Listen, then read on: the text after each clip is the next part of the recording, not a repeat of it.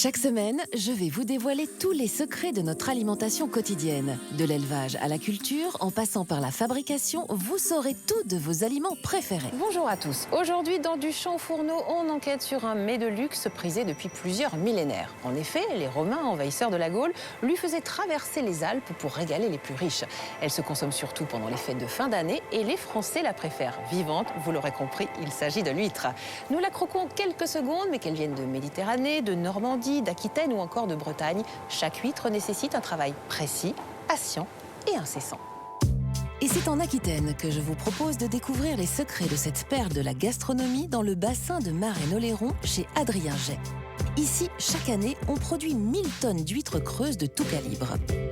Nous découvrirons ensuite une activité unique en France et en Europe. Jean-Luc Saunier s'est fait une spécialité du recyclage de coquilles d'huîtres pour l'alimentation animale.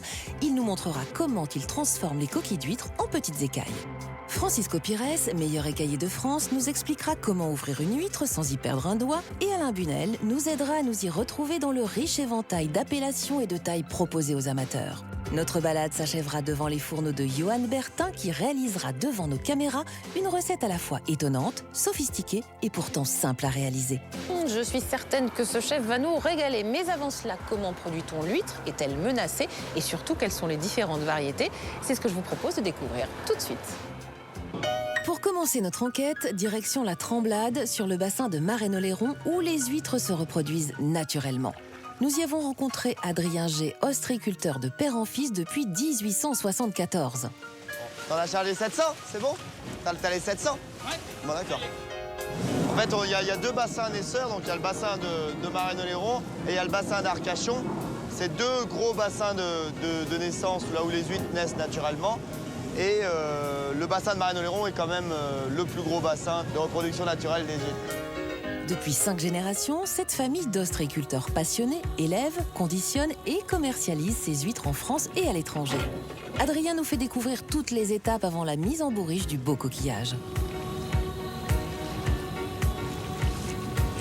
Donc ce qu'on voit ici, en fait, c'est vraiment la toute première étape de notre métier et la toute première étape de l'huître, tout simplement. C'est les larves. En fait, il y a une reproduction en mer.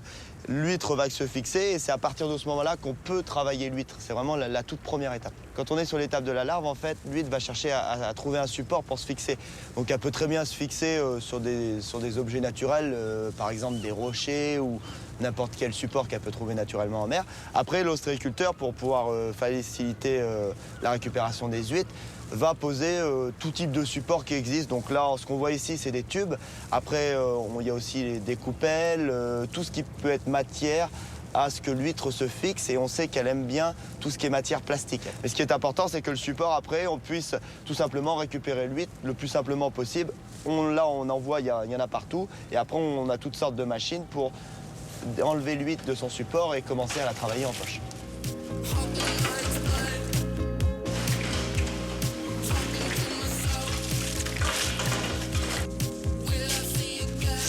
On les récupère et on les met en poche. Donc voilà, c'est juste l'étape après. Ça, c'est la transition. Là, ils ont été ramenés à l'établissement, enlevés de leur support plastique et mis en poche pour être travaillés, justement, ce qu'on était en train de faire, les retourner pour qu'elles soient au maximum le plus rondes possible. Voilà, ça se voit bien, elles sont bien rondes, donc c'est ce qu'il faut.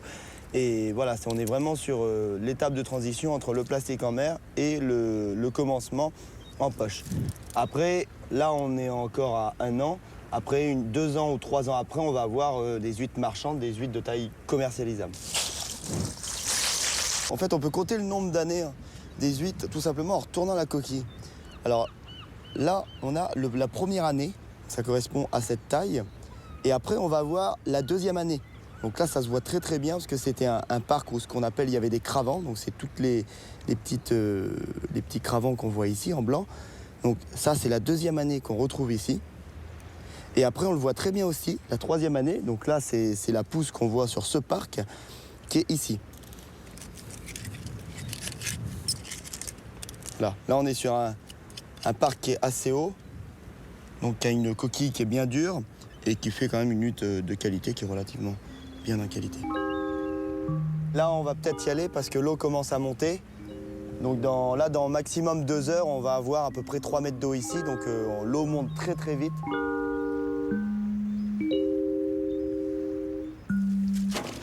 Baby, can't you see I'm calling?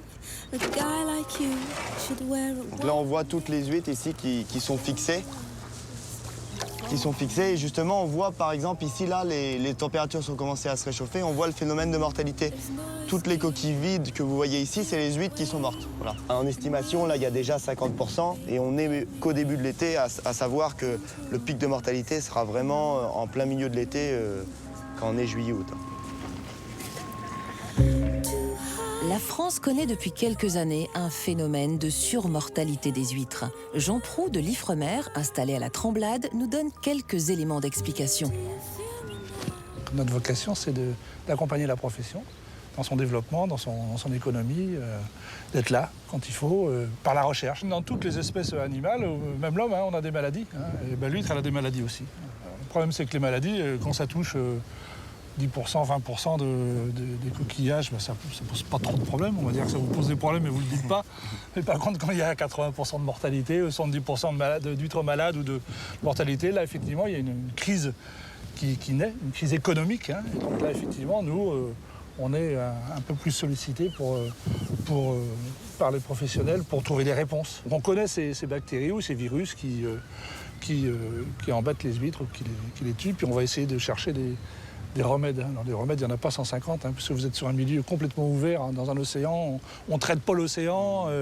Il est difficile de traiter les huîtres aussi. Donc les professionnels ont certaines techniques de parade, on va dire, pour toujours offrir un bon produit. Vous avez des parades. Après, régler le problème définitivement, c'est compliqué. Parce que nous, dans un premier temps, en fait, par rapport à ces problèmes qu'on a eus, en fait, on a tout simplement augmenté le nombre de naissins qu'on avait à la base, tout simplement en mettant plus de collecteurs ou en augmentant notre nombre pour une fois passer la mortalité, avoir à peu près le même nombre d'huîtres qu'il nous faut pour notre production. Et justement, on attend les résultats des recherches. Petites quêtes un jour nous permettront de trouver une solution. Mais voilà, l'huître, c'est vrai que c'est vraiment... On est dans un milieu naturel et moi, c'est ce que je trouve magnifique. Et c'est vraiment la nature qui nous donne la qualité. Là, tant mieux si elle nous donne des belles huîtres. Et puis, des fois, on a forcément des contraintes liées à ça. Voilà. Mais c'est ce qui fait aussi la magie du métier. Ce qu'il est important de savoir pour le consommateur, pour celui qui va déguster les huîtres, c'est que pas parce que les huîtres sont malades qu'elles ne sont pas bonnes à manger, au contraire. Il y a une différence entre le zoosanitaire, c'est-à-dire les maladies des coquillages, et puis le sanitaire, qui est la qualité des coquillages pour le consommateur. Chaque semaine, il y a des vétérinaires qui prennent les huîtres et qui contrôlent tout ce qui est connu pour être sûr que sanitairement, on est bon et que le consommateur puisse manger sereinement le produit. Prochaine étape, les huîtres quittent les parcs pour être placées dans les clairs. Elles y seront affinées jusqu'à 2 mois pour la fine de clair verte, certifiée Label Rouge par la France depuis 1989. Ici, on est dans les clairs. Donc les clairs, en fait, c'est des anciens marais salants qui ont été creusés par l'homme et aménagés pour l'ostréiculture. Tout à l'heure, on était sur les parcs. Donc les parcs, c'est entre 3 et 5 ans, voire même plus. Et ici, c'est les clairs. Donc là, les clairs, on est sur le dernier mois d'élevage. On va les mettre ici. Ça, en fait, l'huître va stopper sa croissance et elle va durcir en coquille. Il y a aussi les qualités organoleptiques de l'huître qui vont changer, c'est-à-dire qu'elle va s'adoucir et elle va y avoir une longueur en bouche, qu'on appelle une longueur en bouche, c'est-à-dire un goût, le goût va vraiment durer en bouche. Si on le compare un peu, ça ressemble un peu au foie gras, voilà, on est sur ce type de goût. Donc là, en fait, on va pêcher des casiers d'huîtres qu'après on va mettre dans les bassins de purification et qu'on va commercialiser par la suite. Donc là, on va y aller, c'est parti.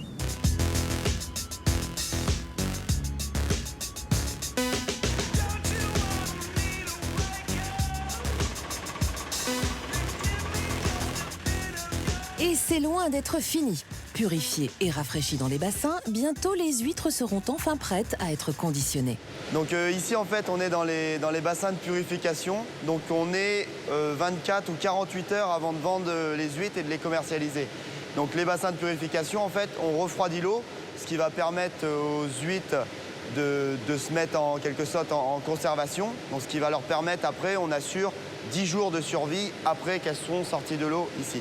Au niveau sanitaire, on est garanti qu'il n'y a aucune bactérie et que nos huîtres sont saines. C'est vraiment la dernière étape avant la commercialisation et la mise en panier. Donc ici, en fait, on est au tout début de l'emballage. Donc les huîtres sont sur les conteneurs donc, par catégorie et par numéro. On va les mettre dans la trémie, donc c'est ce qu'on voit ici. Et en fait, ça va les laver pour après permettre aux filles de les emballer dans les cajots.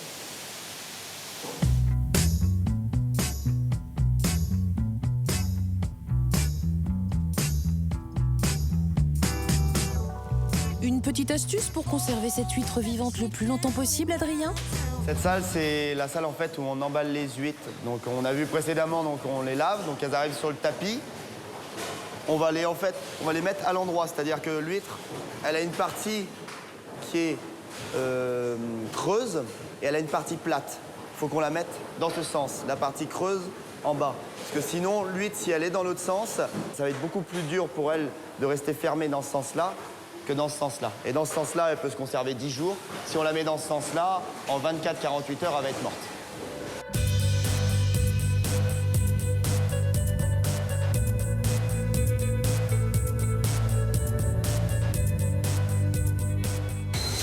Ça, c'est pour un client en fait à Hong Kong. Donc, c'est une petite box découverte. Donc, on retrouve 3 catégories d'huîtres. Donc, on met aussi un couteau et un petit flyer à l'intérieur. Et donc, après, ça va être cerclé. Et puis, on va les ranger en fait. Sur chaque palette, en fait, il va y avoir un client. Et après, ça va être mis dans les camions pour l'expédition. Et donc, ici, en fait, chaque colis est pesé. Et donc, il faut que ça fasse minimum le poids. Si le poids n'est pas bon, on rajoute des huîtres jusqu'à temps d'être au minimum indiqué. La consommation en fait, des huîtres est variable suivant les pays. On va avoir des pays qui consomment beaucoup d'huîtres standards fines de clair. Et après, on va avoir des pays qui consomment uniquement des grosses huîtres vraiment charnues.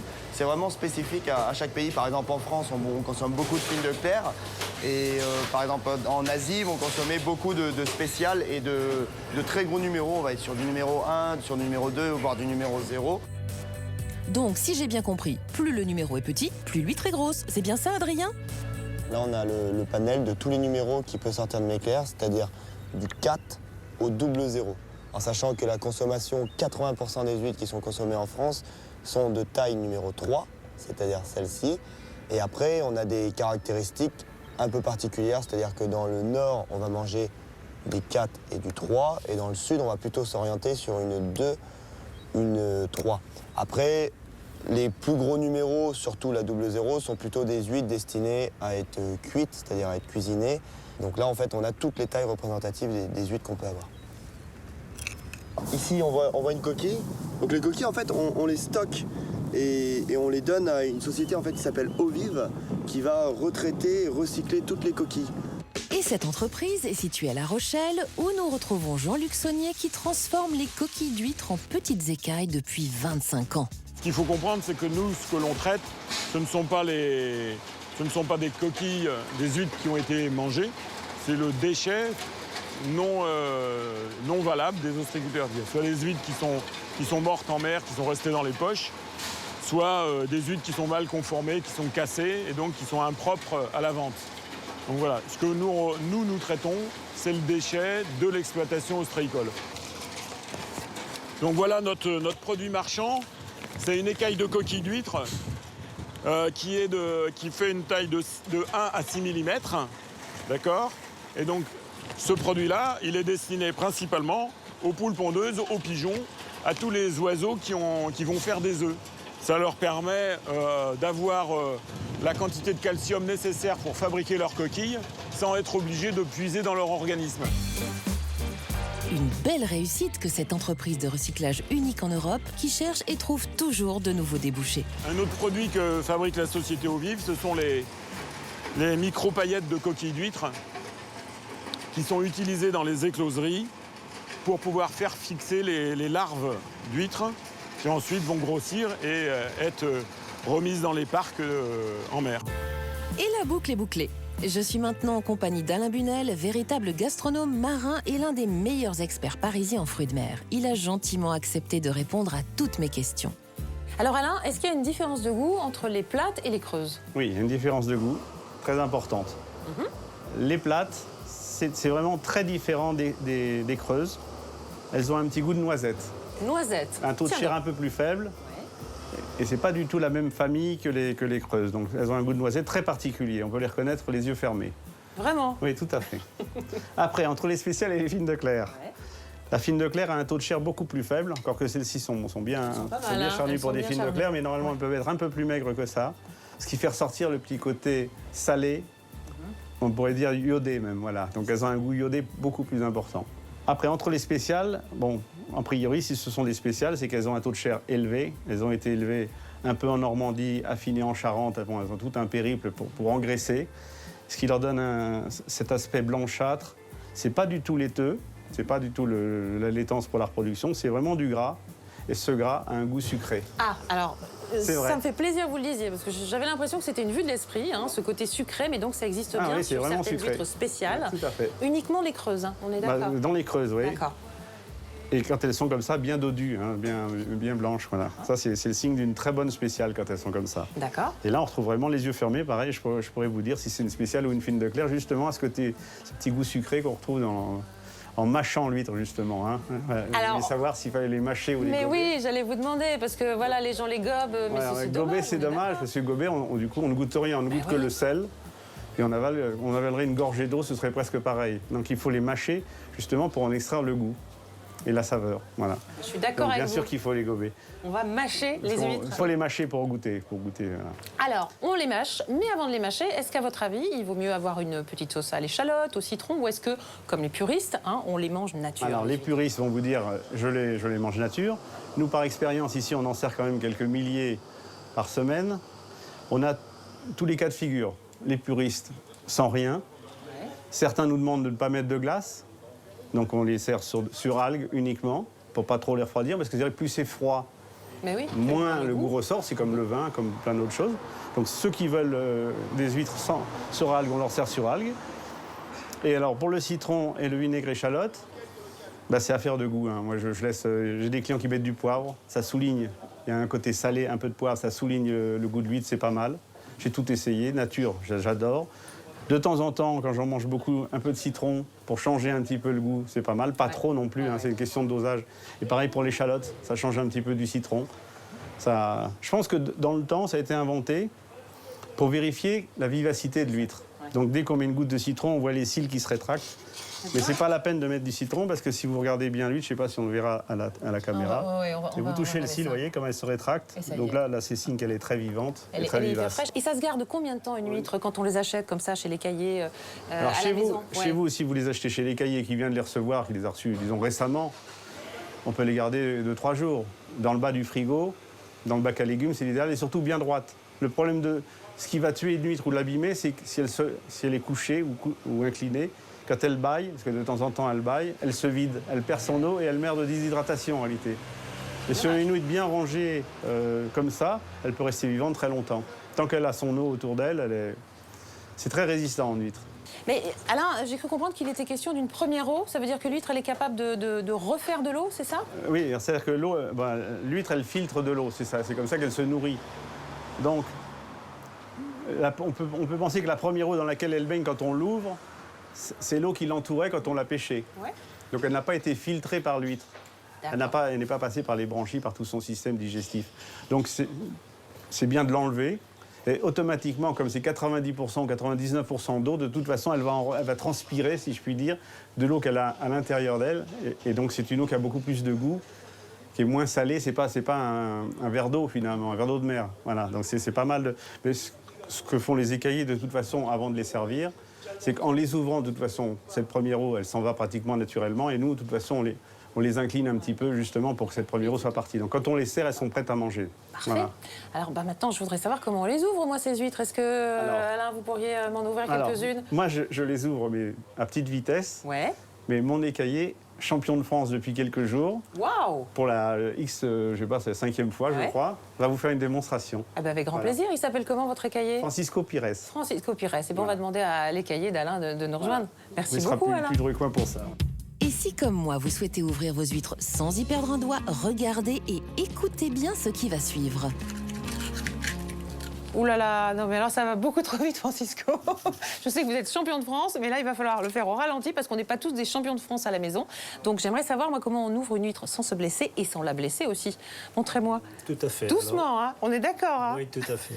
Alors une huître, en général, on la prend sur le creux de l'huître, on la met sur la main.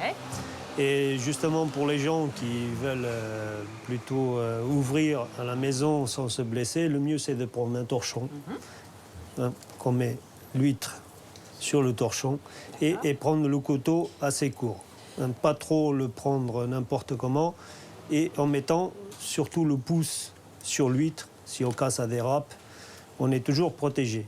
Alors, en général, on prend l'huître un peu plus haut que la moitié, parce que le nerf, il se situe ici, à peu près. Alors, on met le couteau, et avec la main gauche, c'est elle qui travaille. Oui, En d'accord, général, je vois. Et c'est pas, voilà. pas l'inverse, effectivement. C'est elle qui guide le couteau. Voilà. Ouais, je comprends. Dès qu'on a soulevé le couvercle, on le tient avec le pouce, et on coupe le nerf, comme ceci. Alors, Et voilà. Et voilà. L'huître est ouverte sans dégâts, Sans et dégâts, ni pour la main, ni pour l'huître. On est d'accord. Ça, c'est très important. Alors, ok, celle-là, c'est quoi comme variété? Alors là, c'est une fine de clair. D'accord. On la voit à sa couleur. Celle-ci, elle est verte, mais très fine. D'accord. Alors, est-ce qu'on ouvre les huîtres selon leur variété, ou est-ce que finalement la méthode c'est la même pour tout? Non, Est-ce que non. sur une plate, une plus grosse, comment vous faites par exemple? Ça dépend, les écaillés. Les écaillés, certains ils les ouvrent comme la plate. Ils ont tendance à l'ouvrir comme une fine de clair, mais on l'abîme un peu plus. Alors moi, personnellement, et beaucoup d'autres, on l'ouvre par la charnière. Charnière, c'est ceci. D'accord, c'est vraiment la pointe de l'huître Juste la pointe plate. de l'huître C'est ça. plate. En général, à l'ancienne, on le faisait aussi par l'arrière, sur la creuse. Ouais. Mais comme on atteint plus vite le nerf par le côté, on la prend pour le côté. D'accord. Et là, c'est pour ne pas l'abîmer, on prend surtout l'abelon par la charnière, en faisant le même mouvement. Ça a l'air un peu plus dur là, pour le coup, non? C'est un peu plus dur, c'est un peu plus dur. Mais on fait avec les doigts, on pousse le couteau légèrement. Et dès qu'on soulève avec un doigt, on va atteindre la même façon le nerf. Et sans l'abîmer, voilà. Parfait, parfait. Dites donc, vous arrivez à en ouvrir combien par minute, par exemple? Bah, je peux ouvrir entre 20 et 25 huîtres par minute. Waouh! Bon, il va falloir venir nous donner des cours à la maison. Avec plaisir. Ah ben voilà. En tout cas, merci beaucoup Je vous en prie. pour cette démonstration. Francisco Je vous en Pires, prie. champion de France, félicitations. Merci. Ça, c'était pour 2014, c'est ça? 2014, Ouais. 2011 et 2006. Voilà, on a l'excellence. Champion d'Europe 2013. Eh bien, je vous souhaite d'être champion du monde. C'est quand la prochaine Merci. compétition? Ça sera l'année prochaine. Ouais. Le champion du monde en Irlande, justement pour la plate. Eh ben voilà, on vous souhaite bonne chance. Et puis, moi, je Merci. propose que maintenant qu'elles sont ouvertes, on les déguste, ces huîtres. Hein? Allez, c'est parti. Prochaine escale, les jardins de l'Estran. Notre ostréiculteur, Adrien G, livre chaque jour ses huîtres au jeune chef Johan Bertin. Bon, Johan, je te donne les huîtres. Oui. Fais-en bon usage. Hein. Oui, Allez. pas plus, bon courage. Bonne recette. Merci Adrien. Merci. Bonjour Fred, je vais vous présenter une recette super simple. Donc je vais faire des huîtres gratinées aux petits légumes, une noisette de beurre. Je fais fondre tout doucement sans coloration. Là je fais frémir tout doucement mes huîtres, qu'elles soient juste à peine pochées. Les huîtres, ça se cuit très très bien et c'est très facile à cuire. On les laisse cuire dans leur propre jus. Alors une fois que c'est comme ça, c'est fondu, sans coloration, on prend une petite julienne de poireau. On prend un peu de carotte en julienne. On assaisonne avec un peu de poivre blanc. Un peu de sel. C'est un très bon mariage pour accompagner les huîtres. C'est des légumes. On les fait revenir 5 minutes pour que ça reste un peu croquant. Touiller sans arrêt, ça évite d'avoir de la coloration. Les légumes restent bien brillants. Donc là, nous prenons les coquilles, les huîtres, qu'on a lavées. Il ne faut pas qu'il y ait des coquilles et l'impureté dedans. Donc on les installe sur du gros sel pour les maintenir. Voilà. On rajoute les huîtres juste légèrement pochées, qu'on a fait frémir dans leur jus. Donc on prend une cuillère pour ne pas prendre les impuretés, pour qu'elles restent en bas. On ne prend pas de jus. Le jus sert juste pour les pocher, parce que ça donnerait un goût trop salé. Et on installe sans faire dépasser les légumes. Donc pour la dernière étape, on a clarifié 4 jaunes d'œufs. Donc séparer les blancs des jaunes. Donc on garde que le jaune. On rajoute à peu près 1 cuillère à soupe d'eau. Voilà. Je prépare une sauce hollandaise, hein. Donc c'est une émulsion à chaud. Alors, il ne faut pas avoir peur de mettre sa main là. Et il ne faut pas que ça dépasse 85 degrés. Mais nous, on le sait, notre main supporte. Donc on la retire, on la remet. On la retire, on la remet. Pour pas que le jaune d'œuf cuise, autrement ça a un goût d'omelette.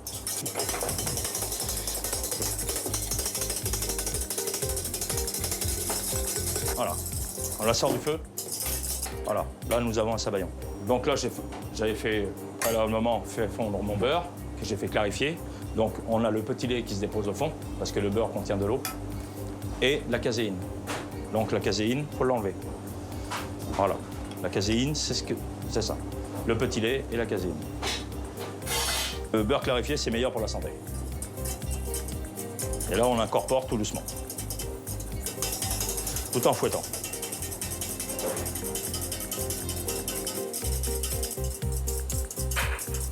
Hop, voilà. Du poivre blanc, une pincée de sel, du piment d'Espelette, et on brasse tout doucement. Donc on vérifie l'assaisonnement. Juste un peu plus de piment d'Espelette. Et on brasse tout doucement.